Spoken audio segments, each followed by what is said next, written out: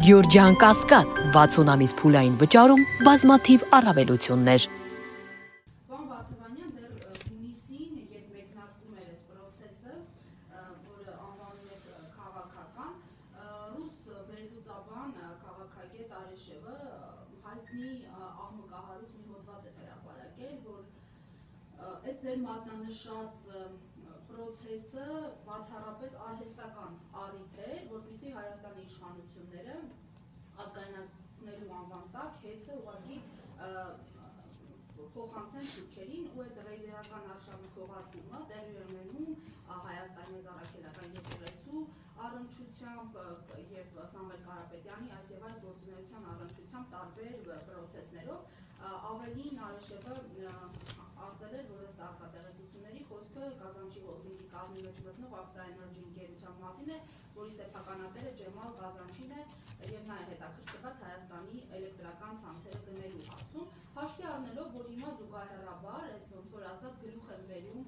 process, որ հավանական ավարտ կունենա այն լիցենզիայից զրկելը էլեկտրական ցանցերի, ամենայն դեպս նման կասկածներ ունեն իշխանությունները, ասում են այո, հավանական է, որ կզրկվի, հնարավոր համարում եք, որ այս process-ի ավարտից հետո Կարապետյանը ի վերջո հայտնվի ազատության մեջ, այսինքն եթե հասնեն, այսպես ասած, նպատակին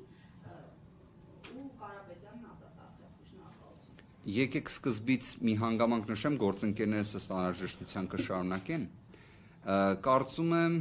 միջազգային փորձի ուսումնասիրման պայմաններում հնարավոր է հստակ արձանագրել, որ Սամվել Կարապետյանը միջազգային համբավ ճանաչում ունեցող գործարարներից միակն է, որի վերաբերյալ նույն օրը, իսկ այս դեպքում 25 թվականի նոյեմբերի 17-ին, միաժամանակ քննության է առնվելու իր անձնական ազատության իրավունքի, հերթական ապօրինության պահպանման, թե ի վերջո դադարեցման հարցը, եւ միաժամանակ նույն օրը իր սեփականության իրավունքի վերաբերյալ հարցը։ Պատկերացնում եք նույն նոյեմբերի 17-ին, նույն ժամին 10:00-ին մի կողմից հակակոռուպցիոն դատարան, մյուս կողմից հանրային ծառայությունները կարգավորող հանձնաժողով։ Դուք սենց դեպք լսել եք, գործընկերներ։ Նույն օրը, նույն ժամին երկու հիմնարար իրավունքներ, իդեպ, եթե գնում ենք դեպի իրավունքի, պետության, տեսության ակունքներ, հիմնարար իրավունքները մեկը անձնական ազատությունն է, մյուսը սեփականության իրավունքը։ Իդեպ այս երկու իրավունքներ են, որ օրինակ ԱՄՆ-ում որևէ սպառնալիքի դեպքում կարողանում ես ընդհանուր մինչև մահ պատճառելով պաշտպանես։ ԱՄՆ-ի մշակույթը այդպիսինն է, դրա համար նաև զենքի հետ կապված այդ աստիճան թույլատրելի է։ Նույն օրը, նույն ժամին։ Բայց մի կարևոր հանգամանք նշեմ, թե ինչ նպատակներ զուգահեռաբար ունեն օրվա իշխանությունները, որտեղ քաղաքական հետապնդումը իհարկե ճյուղավորումներ ունենում է։ Քաղաքական հետապնդումը իր մեջ ունի լատենտային բաղադրիչներ եւ իր մեջ ունի ակնհայտ բաղադրիչներ։ Բնական է։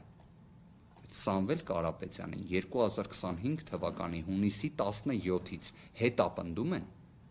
մեր ձևով կմասնակցենք Մայր Աթոռի պաշտպանությանը նախադասության համար։ Սամվել Կարապետյանին հետապնդում են այն պայմաններում, որ հենց հունիսի 17-ին վերջինս գտնվում էր Երևանում իր հոր 40-ին հաջորդած օրվա դրությամբ։ Սա մարդասիրության, մարդկայնության, հայկական, հայավարի արժեքների տեսանկյունից է, սա դրա իսպար բացակայությունն է։ Նոյեմբերի 17-ին ինչ տեղի կունենա ՀՑԿՀ-ում, ինչ տեղի կունենա հակակոռուպցիոն դատարանում, կապրենք կտեսնենք, բայց ես հնարավորության սահմաններում, ինչքանով որ հասցրեցի, ՀՑԿՀ-ում տեղի ունեցող նիստի հետ կապված ակնհայտ է, չէ, որ հանրային ծառայությունները կարգավորող հանձնաժողովի առնվազն 2 անդամ, այդ թվում հենց առաջինը նախագահը, բացարկման ենթակային։ 1. Երկրորդ, նիստի ընթացքում ակնհայտորեն ներկայացվեցին, որ վկայակոչած այդ խախտումներից 60-70%-ը, որ հունիս-հուլիս ամիսներին խոսում էին, չկա։ Պատկերացրեցիք։ Այսինքն այն ինչ ասում էին, այս խախտումների համար պետք է ժամանակավոր կառավարիչ նշանակվի, Չկա։ Հենց իրենք, որ գրել էին այդ խախտումները, հիմա իրենք չեն գրում այդ խախտումները։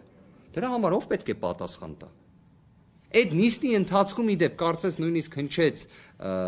Դավիթ Ղազինյան մի քանի հարցադրում, մի քանի տվյալ հրապարակեց, ի պատասխան իր ասացի, պատկերացնում եք, կորպորատիվ, տնտեսական բնույթի լրջագույն հարց է քննարկվում։ Լիցենզիայի կասեցում զրկում համարժեք է սեփականա զրկման։